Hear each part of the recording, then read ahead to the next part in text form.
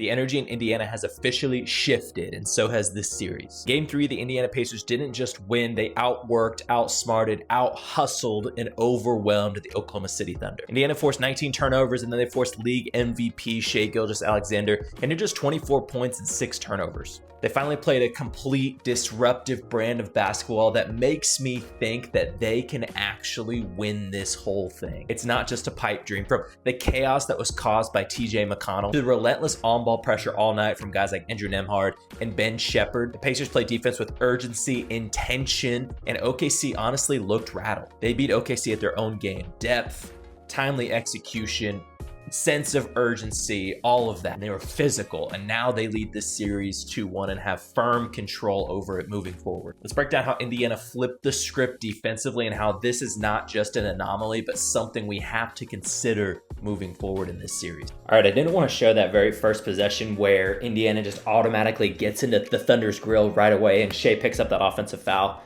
Thought I could spend more of the time actually breaking down some of the clips, but right from the get, they're up in Shai's grill. I mean, they are picking up full court. We're 30 seconds into this game, and they are picking up full and making his life uncomfortable.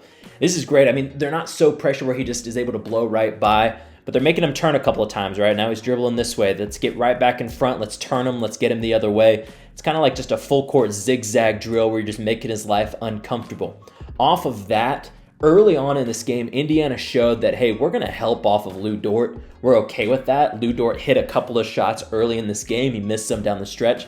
But they said, we're okay with helping off of that and making Shai's life tough. I mean, look at that. That's the MVP right there. He's not going to get those calls all the time. And Indiana, especially at home, cranking up the pressure, the intensity early.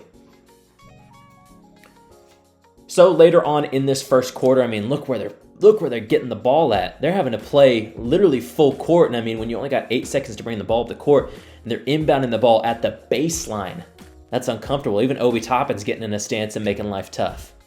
You know, not necessarily trying to get a steal out of that, but just trying to make life difficult, make life tough. And so out of this, OKC is going to choose to center the ball to the trail at Hartenstein quite a bit and try to play, I mean, look at this. Denial. They're going to try to play out of some handoffs for Shai, potentially. Try to get him downhill because it's a little bit tougher to get into the pick and roll game. So Hartenstein's going to try to get it into Shai. Great denial action right there. Great hands. I do like this matchup right here where Tyrese is actually guarding Lu Dort. So they're going to try to get to him too. He's not worried about chasing him over the top. He's just going to try to stay in front. Great job showing your hands. And they will live with a step back from Lu Dort all series long. But notice OKC trying to center the ball to a Hartenstein a little bit more. I bet they're going to probably try to do it with Chet a little bit more as this series starts to go along. But when you are able to pressure teams full court a little bit, you know, sure, you're going to give up the sideline, but you got guys getting back. Like, Caruso's not going to get all the way and go make a layup out of this. But when you pressure and everybody finally gets into where they're supposed to get, okay, so we got the ball top of the key, right, near the half-court line. I mean, you got 18 seconds to make something happen. So you are less able to take advantage of scramble situations because that you got that clock in the back of your head, right? You really can only run one action, maybe kick out and run another pick and roll. And that's pretty much it. So when you're pressuring, you're really making it tough for teams to get into the action that they want to get into.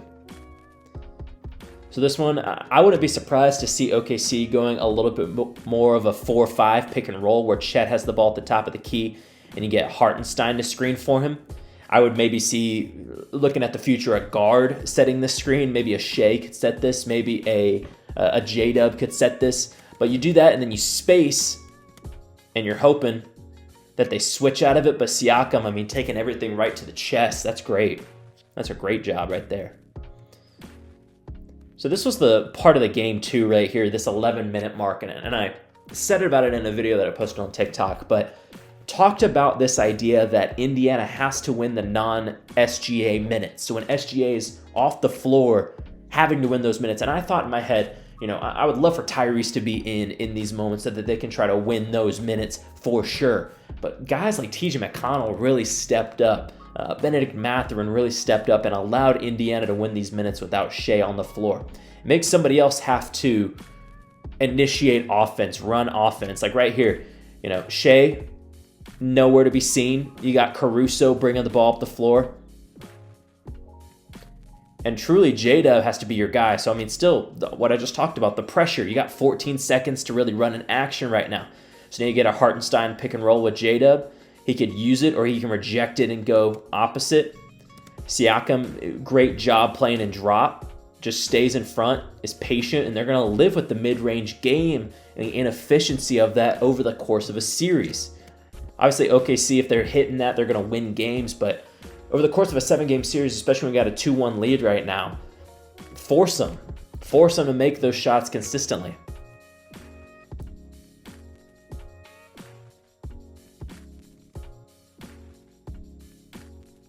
I mean, even Siakam's picking up full court. Look at this.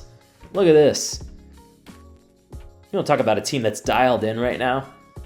Even Siakam. All right, they're going to try to get this, kind of a Princeton look a little bit where they get the ball. They don't quite get at the elbow. They run it a little bit higher with Hartenstein, but they're going to try to set a pin in the corner for SGA to get off of.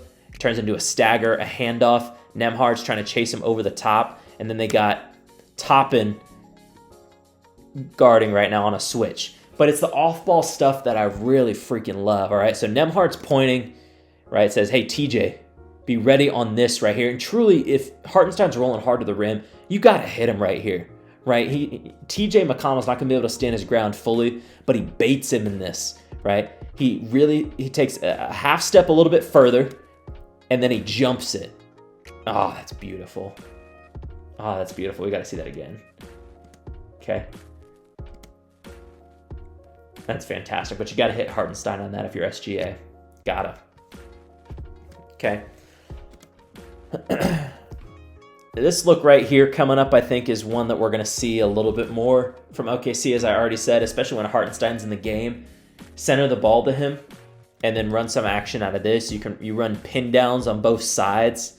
What that's going to do, I mean, yes, you want to pressure Hartenstein, but he's not going to put the ball on the floor. You can run a zoom out of this. You can curl stuff. You can back cut stuff out of this.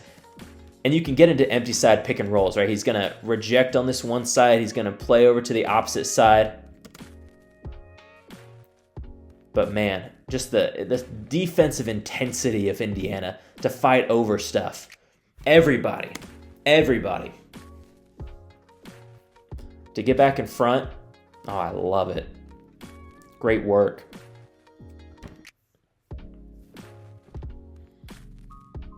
Ben Shepherd's got to get more minutes. TJ McConnell, I mean, they're so deep.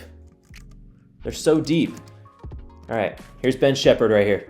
You're trying to set up, it looks like you're trying to flip the pick and roll potentially to this opposite side right here. I don't love that. I think if you're OKC, I don't worry about the angle of the screen and flipping it. I just want to make contact, especially if he hasn't taken that dribble yet. Because we're not taking that dribble and we're up in his grill, I want to make some legitimate contact right here so that we can actually fight over the top and you're spacing opposite on this. Right? But you're not a pick and pop threat or anything. You're not the angled screen. I don't care about flipping it. Make some legitimate contact. But Shepherd, these are the call. This is why you do what you do. I need to space better opposite right here. This is why you do what you do. You show your hands, you get your chest level, make Shai initiate all the contact right here. And I know he's the MVP, but again, over the course of a series, efficiently, we will live with that over corner threes, over open three balls that OKC had. That is a great adjustment. So now we're in the second half, and something that you have to continue to consider is Indiana is at home. The fans love defense. They love that stretch from TJ McConnell. They love, when you can get up and guard, get in the guy's face. The fans are pretty much going to help this over the course of really game 4, but the rest of this game 3 also, of hyping the defense up, getting them fired up and motivated to continue to play defense. Momentum is a real thing. It's a real thing, and they're not so far up in his grill that it just leads to a blow-by, but it makes him work a little bit.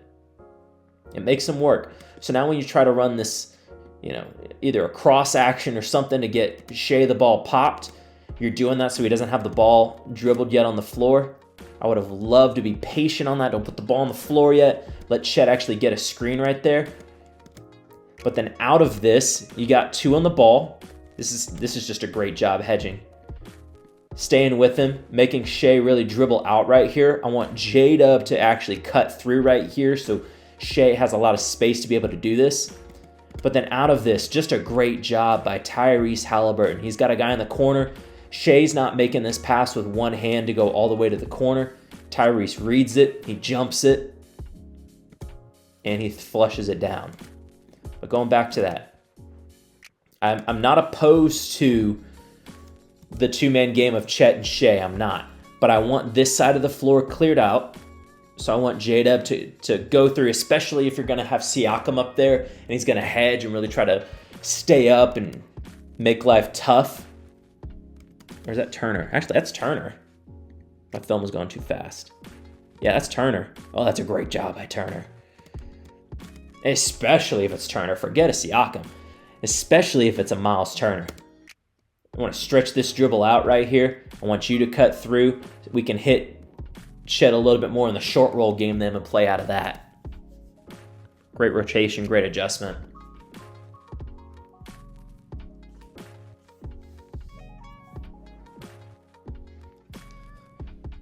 I like Chet setting it a little bit more than I like Hartenstein. I get it. Hartenstein's in the game and everything like that. But when Hartenstein's that guy setting these super, super high pick and rolls for Chet where he hasn't put the ball on the floor, you know, you can handle pressure when you haven't put the ball on the floor. When Hartenstein's that guy and he tries to short roll it, he is not as much of a threat in the short roll from this far out on the basket than a Chet is. If you want Hartenstein in the game in these short roll situations, I feel like you got to run these a little bit more kind of top of the key, three-point line extended so that his short roll is actually in a place where he can make a play. But he short rolls right here. He gets the ball, and honestly, Indiana says, you're not a threat. I don't care. Siakam stays home, shows his hands, they get a steal, and I love it. I'm fine with it. Honestly, wouldn't be opposed to throwing Hartenstein in the corner and cutting him in some of the actions. Okay?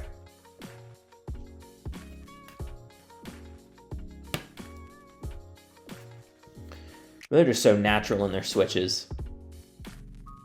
They're so natural in their switches. Here we go, right here. Set that angle screen right here to give J-Dub room to attack that way. Or if he wants to reject it, he can as well. He flips the angle.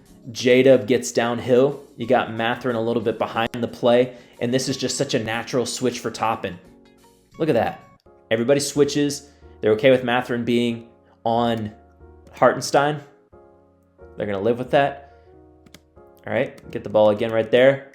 Almost try to go with the split action right here over the top. He cuts.